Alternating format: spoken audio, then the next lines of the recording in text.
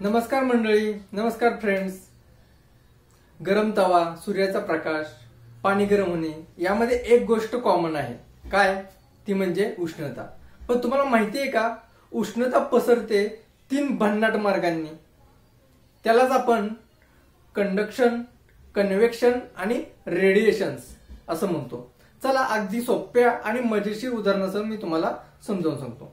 तर पहिला प्रकार जो आहे तो कंडक्शन म्हणजे काय, स्पर्शाची गरमी. तर काय होतं की आपण एका हातात काय केलंय, चमचा धरलेला आहे आणि तो चमचा काय केलाय आपण तव्यावर ठेवलाय. तर काय होतं की थोड्या वेळाने तो चमचा गरम व्हायला चालू करतो. यालाच आपण काय म्हणतो तर कंडक्शन.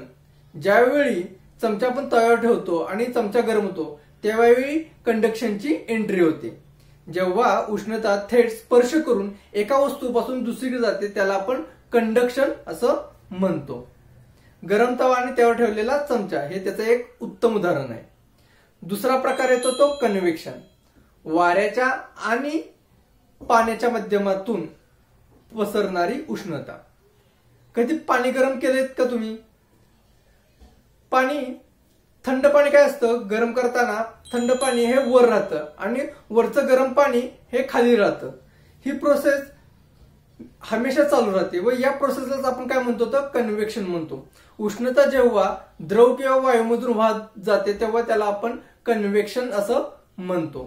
तिसरा प्रकार आहे तो रेडिएशनचा म्हणजे किरणांच्या माध्यमातून मिळणारी उष्णता. तुम्ही सूर्याच्या उन्हात बसला की उष्णता जाणवते, पण तुम्ही त्यावेळी कुठेही स्पर्श नाही, कुठेही पाणी नाही, कुठेही हवा नाही, मग उष्णता तरी सुद्धा तुम्हाला काय जाणवते? याच प्रकारला रेडिएशन्स असं म्हणू शकतो आपण. उष्णता जेव्हा थेट किरणांद्वारे कोणत्याही माध्यमाशिवाय पसरते तेव्हा रेडिएशन्स होत असतं.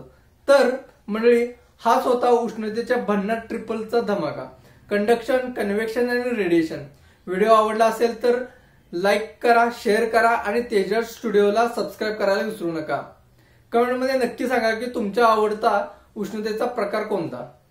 तोपर्यंत मित्रांनो, धन्यवाद.